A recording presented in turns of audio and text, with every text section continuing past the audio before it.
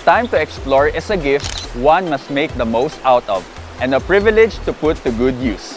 In discovering new places, pause a little and take to heart the unwritten rules with hopes of bringing a harmonious experience all together.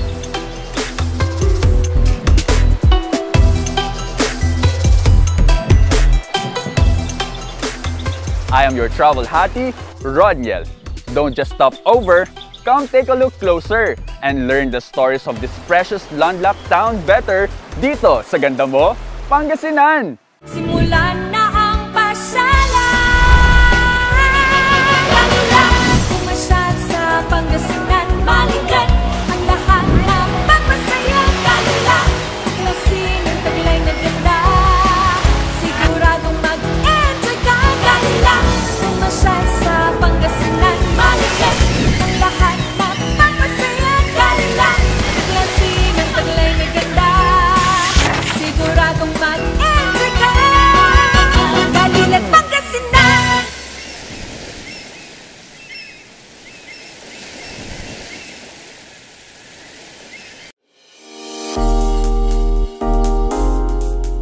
Season na ba ang susunod mong destinasyon? Madali lang puntahan yan. For public transpo, pili lang ng bus papuntang Norte, Baguio, Vigan o Lawag, kahit ano dyan pwede. Less than 500 pesos ang pamasahe para sa 4 to 5 hours na biyahe.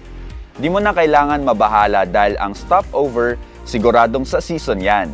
Kung private transport naman, mula NLEX, diretsuhin ang TPLEX at lumabas sa season exit.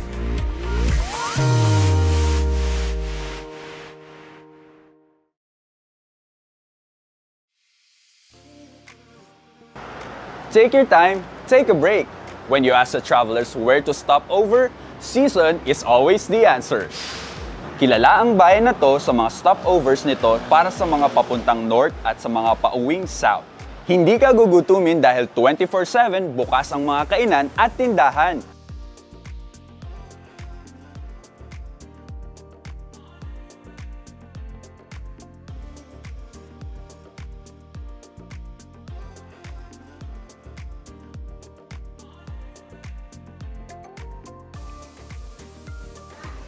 Isa sa nagmamayari at nagmamanage ng isang restaurant dito sa Season Pangasinan kung saan nag-i-stop ang mga travelers ay si Ma'am Patricia. Ma'am, gano'n na po kayo katagal nagmamanage ng restaurant dito sa Season Pangasinan? Since 1970s po, nag-start po kami sa Paldit, Barangay Paldit. And then we moved here to Bila, Barangay Bila, for a bigger parking lot. Ganun po katagal. So, 30-40 years siguro 30 or 40 years na po kayo. So, gaano naman po kahirap ang pagmamanage ng isang restaurant, Ma'am Patricia? Yes, sir. Being a 24-hour operation business, it's actually really challenging sa aming mga family members because we have to really be up na kasi kami hands-on po kami lahat.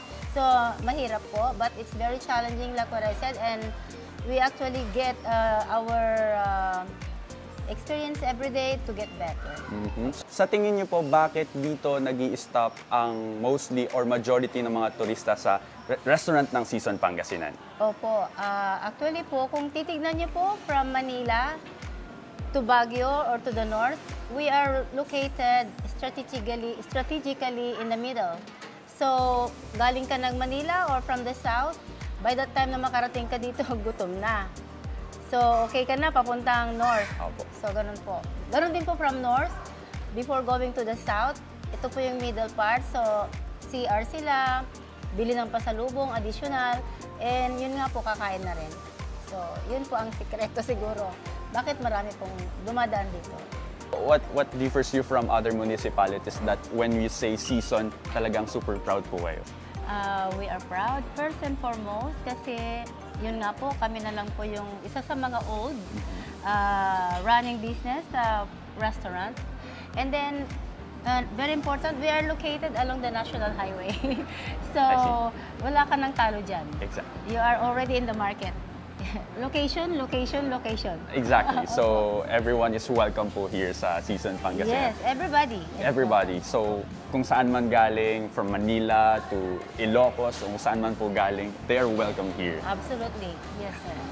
Habang nagpapahinga after kumain sa sikat na stopover, pwedeng daanan ng life-size I Love Season na makikita along Bila Highway para magpahangin, mag-picture taking bago tumuloy sa pupuntahan. It's the home away from home experience dahil sa mga lutong bahay na siguradong papawi sa bagod ng biyahe. Season surely is one for the books na siguradong babalik-balikan at hihintuan pag pagkain ang usapan. Agahan, merienda, hapunan, di ka mauubusan. May panghimagas pang pupuno sa tiyan.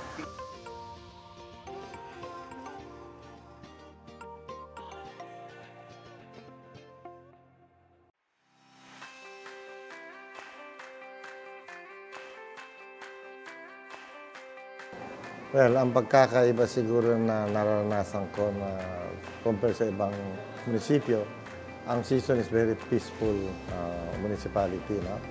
At kung nakikita nyo, wala kami mga beer house, sugalan, anything, you know. Karamihan sa amin dito is restaurant. Bagamat sa pagdating sa mga commercial, mas kukunti lang. Pero ang pinaka-importante, Season peace-loving citizens. Kagaya ng sinabi ko, isa pa, we have siguro, sa dami ng karinderya namin dito, masasabi namin na siguro masarap ang pagkain dito, kaya dito sila nag-stop over. Nandito yung mga bus stop over ng mga malalaking kumpanya, kaya Partas, Victory, Solid North, Dagupan Bus, dito sila nag-stop over para kumain. Well, ang tagline namin ang bagong season, sapagkat nung 2016, when I take over as the mayor, maraming pagbabago ang ginawa namin dito. Actually, hindi ganito klase yung munisipyo namin noon. Pinagawa lang namin to. At isa pa, na-develop namin ang lahat ng mga karsada dito sa Season. Dati one way lang, ngayon nagkaroon kami ng widening. At lahat ng barangay, we have our own covered court and mga facilities, mga barangay hall. Yan ang pagbabagong nagawa namin. At dinevelop din namin ang Antong Falls, which is dati, kung pupunta ka ron, it will take siguro 30 minutes o 45 minutes bago makarating doon.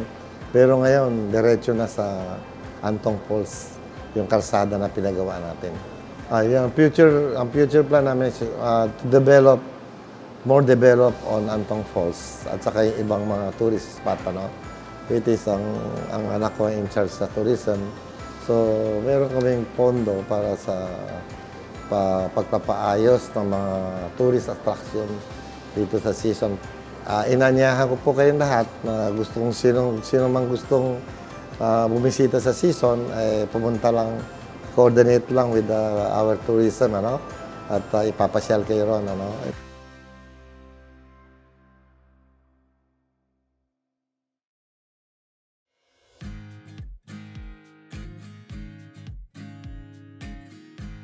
Well, ang bayan po ng Season was established during the Spanish colonial time. I think it was December 15, 1862, when the Spanish government issued a royal decree creating the new pueblo. Ang original name ng town when it was created, 1862, was Alava. The Governor General then, si Rafael Echaga, I think, he was the head of the Spanish government in the Philippines. He named the town Season because it reminded him of his province in the northern part of Spain. So since Season is on the northern part of Pangasinan, so he named it Alava because it reminded him of his hometown Alava. That's why the original name of our town was Alava. Based on record, I think sometime during 1918, the Municipal Council of Alava then, they wanted to consolidate the township of Artacho, which is one of the bigger barangay here in Sison. So they consolidated the township of Artacho and Alaba. During that time, it was under the American rule. No? So I think it was Governor General Francis Burton Harrison was the one who approved the request. The township of Artacho and the town of Alaba were consolidated and organized into the municipality under the name of Sison in honor of the first provincial governor of the American regime. During the Spanish time kasi, towns were created, the towns were ruled by the friars, the priests. And during that time, hindi naabot ito ng mga pare. So, ang Sison, I think one of the significant impact na nangyari noon, since wala masyadong Catholic churches dito, maraming religious sect ang nag-establish dito sa bayan ng Sison. Kaya we have various religious sect here. We have the North Luzon Adventist, Wesleyan, and napakarami pang ibang mga churches here in Sison. And they say, according to our historians, na it's to fill the void because people need guidance from their church since na hindi naabot to ng Catholic Church before. Kaya umusbong ang maraming religious organization or churches here in Sison.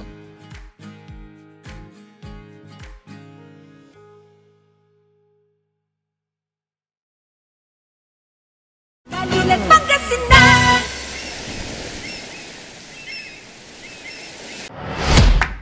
Interesado ka ba sa agrikultura? Halika't matuto, kumita at umasenso sa mga impormasyon at inspirasyong hatid ng mga nauna nang nagsimula. Tumutok mula Lunes hanggang Biyernes sa I Agree.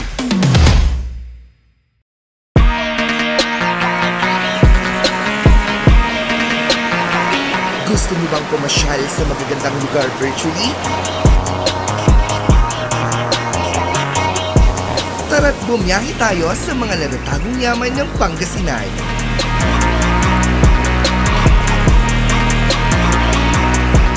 Abangan yan tuwing Biyernes sa Ganda Mo, Pangasinan.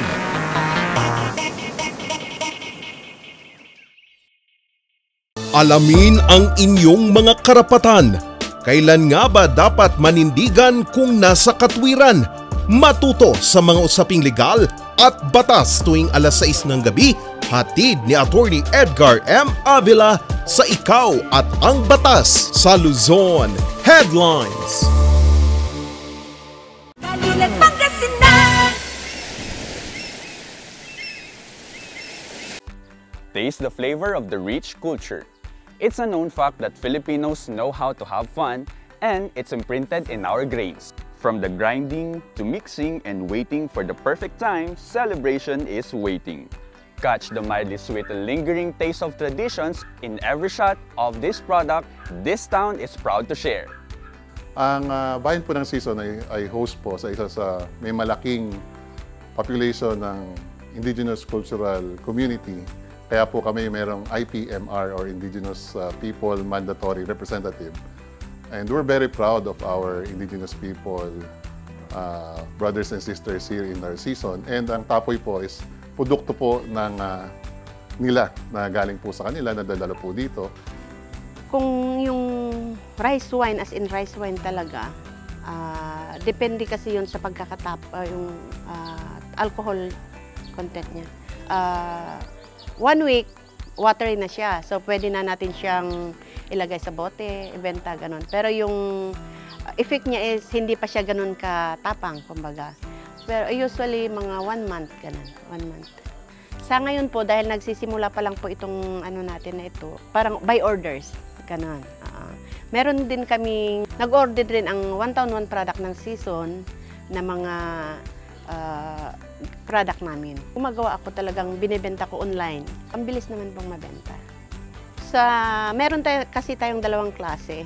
Yung isa is yung good for 2 to 3 days. Pwede na natin siyang i-harvest. Ayun yung tinatawag natin na sinaig or binubudan.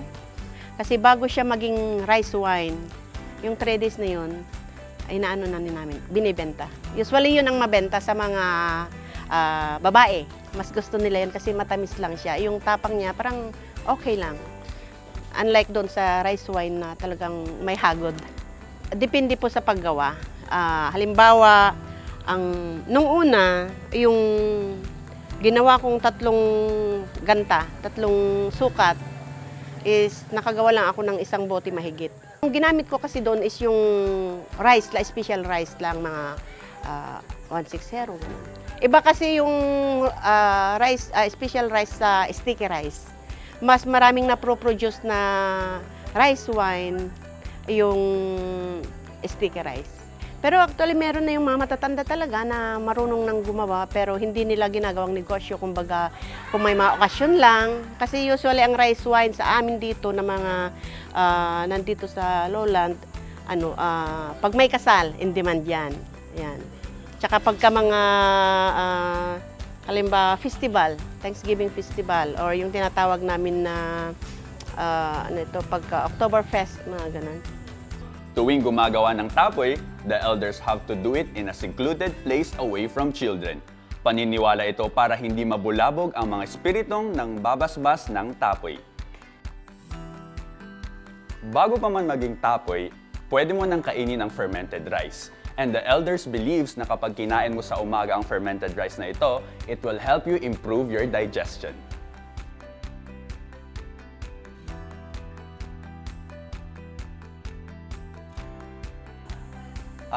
Pag galing ka po sa National Highway, sa crossing ng NCC, mula po doon, mga 7 kilometers. Tapos ang pamasahe, 20 pesos each. Pag Arkila po, mga 80 pesos po sa isang tricycle.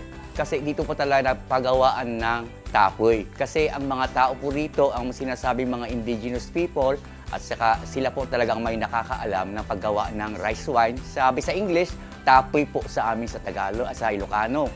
Bilang barangay captain, siyempre, very proud po ako at dito po ginagawa ang tapoy dito po sa barangay Labayog. Since time immemorial, nandito na ang mga bago, mga IPs dito sa Labayog. Of course, kung ano ang mga tradisyon, yun ang ginagawa namin. Kung may wedding, kung may namatay, binyag, kasal, kung ano ang ginagawa ng mga forefathers namin noon, hanggang ngayon ginagawa pa rin namin. Kaya napipreserve ang culture at tradisyon hanggang ngayon.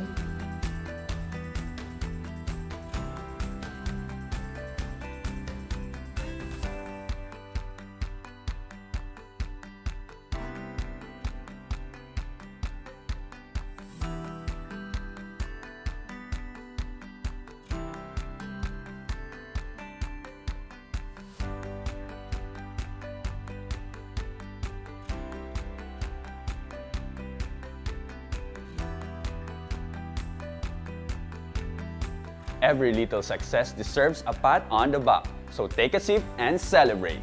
These booths will certainly bring good memories in season. You can even take some bottles home. Tap your friend and share some tapoy made in Barangay Labayog.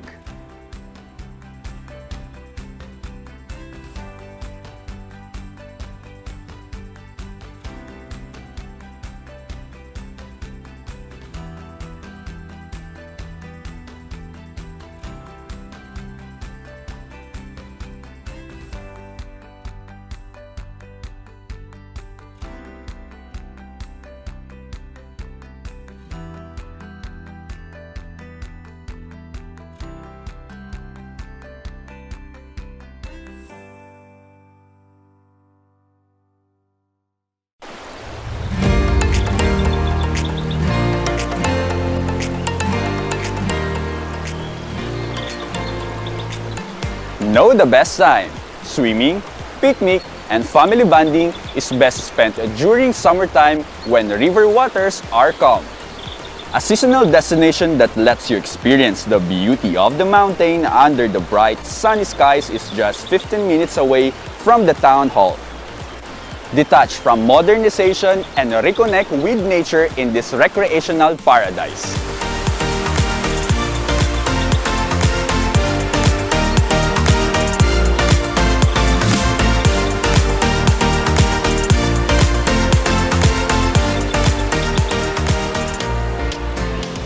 mga madalas na pumupunta po dito, sir, mga taga-season na rin po. Kuminsan, San Fabian, Dagupan, ganun po. Nag-umpisa po to, may mga vlogger pong pumupunta dito. Doon po sila talagang nakilala po ito. Medyo marami-rami na, lalo na pag araw po ng Sabado at Linggo, may mga tanod po na umiikot dito. Saka yung mga kasamahan na rin po namin no, nagbabantay po.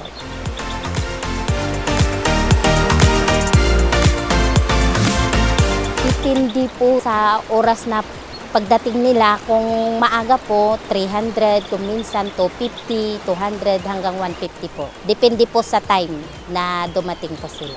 Pang buong araw po yun. Kung arkila po ng tricycle is 100 po, sir. 25 po per head. Manggagaling po sa may munisipyo po, papunta po dito.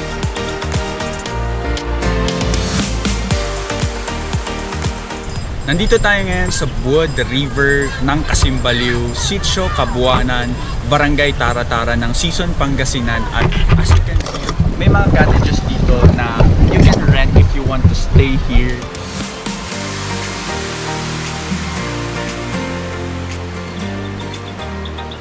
For safety reasons, hindi advisable ang pagpunta dito sa Buod River na isa ding catch basin dito sa Kasimbaliw, Sitio Kabuanan, Barangay Tara-Tara tuwing tag-ulan.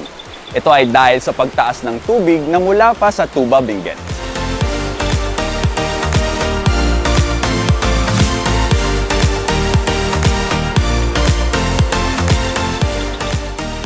Para sa dagdag kaalaman, ang Sitio Kabuanan ay pinangalan sa buwa o betel nut at ang Barangay Tara-Tara sa Tara flower naman.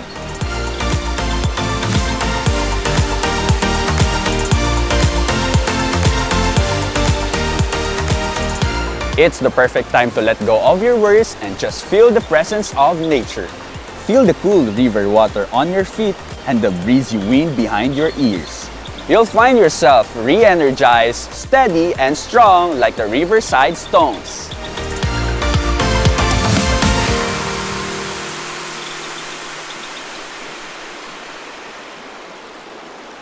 Dalilan Pangasinan.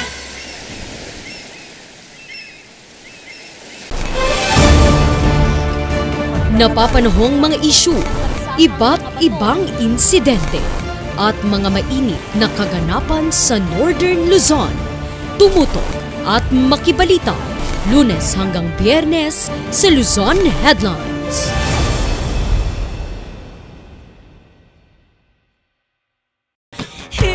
Kantahan, tawanan, kulitan at kwentuhan. Simulan ang inyong umaga sa mga trending na balita, impormasyon at entertainment kasama ang barkada ng Morning Balitaktakan. Laging makisaya tuwing Lunes hanggang Biyernes sa Morning Balitaktakan. Ikaw at ang Batas with Attorney Edgar Avila at RNG Luzon, Monday hanggang Friday, 6 p.m.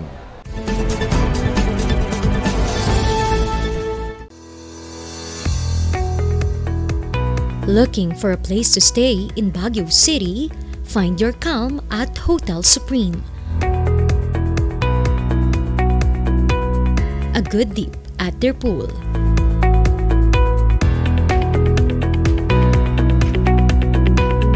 Clean and comfortable rooms with a view.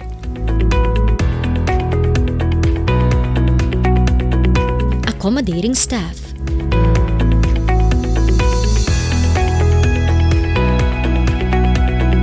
You can also enjoy a sip of coffee at their coffee shop. Good food for a good mood at their restaurants. Spacious halls for events, and many more. A perfect balance of business and relaxation, all at Hotel Supreme. Dalilan Pangasinan.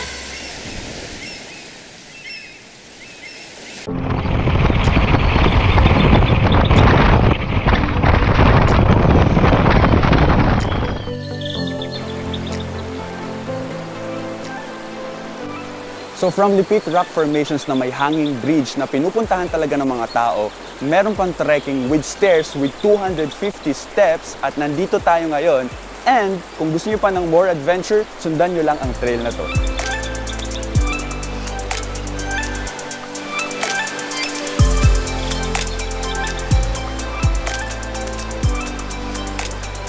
The earlier, the better. Breathe the early morning fresh air atop the mountains of Lipit and wander the natural rock formations below. Travel through rocky terrains and rivers and find a hidden gem. Truly, this greenfield town is perfect for adventure seekers and nature lovers.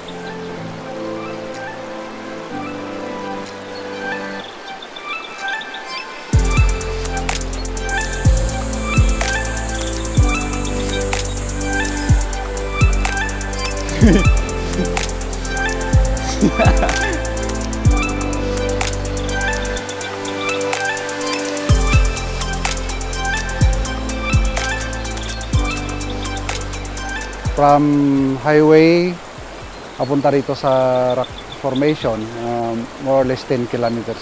Mga gustong pupunta ng Lipit, pwede naman tricycle, mag-arkila nun sa pagkaya nila. Pero maabuti ng 350 ang arkila nila. O kung pero may sariling sasakyan, medyo yung mataas na lang kasi bato-bato tong daan.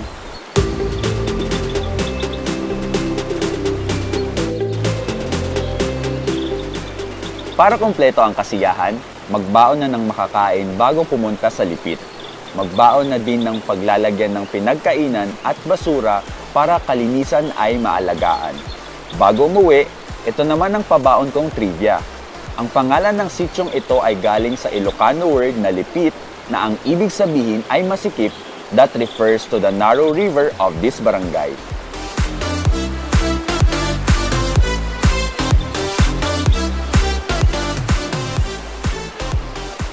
These wide ranges of lush trees and flowing waters shared by different communities are blessings to every wandering eye. Find its beauty sparkle even more after the September rain through the beginning of the new season. Rain or shine, this town will not run out of destination.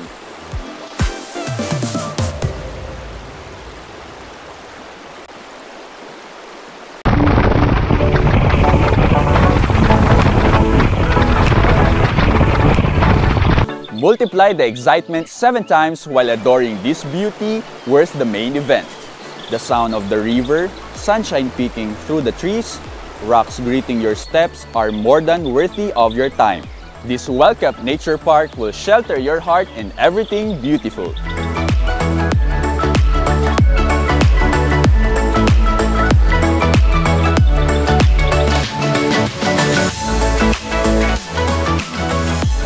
Hindi mo na kailangan mapagod upang marating ang destinasyon na to. 10 to 15 minute ride from the crossing ng Barangay Labayog NCC Road, mararating mo na ang drop-off point.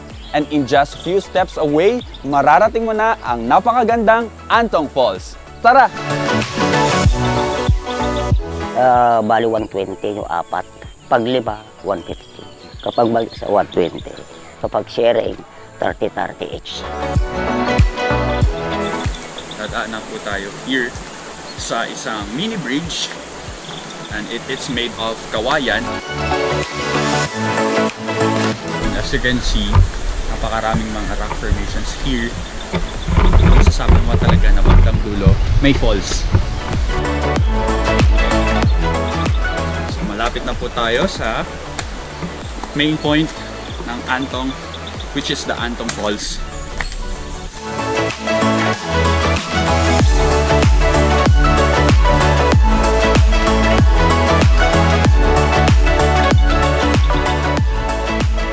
Pumunta na dito as early as 7 AM para masulit ang 10 pesos entrance fee sa mga activities like swimming, trekking at picnic. Bawal ang overnight kaya pagdating ng 4 PM, siguraduhin walang naiwanan ng mga gamit at basura para mapanatiling maganda, malinis at kaaya-aya ang Antong Falls ng Barangay Inmalong.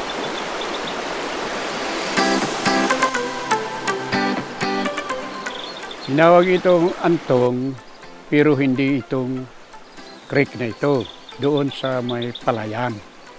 Ang sabi yung matatanda, maraming tanim na saging na nagngangalang kantong. Doon nagsimula na tinawag na Antong.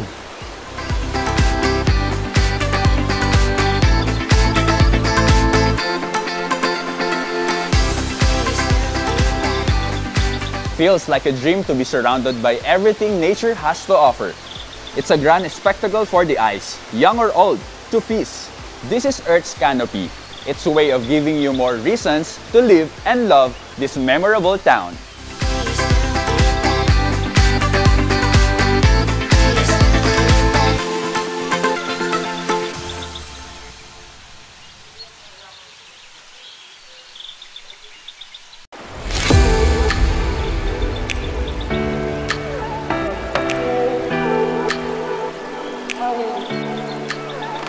This border to the mountains is a reminder to take a breather and savor every second of it. Let this town help you see more light and vibrant colors, and with its open arms, welcome you to Bagong Season.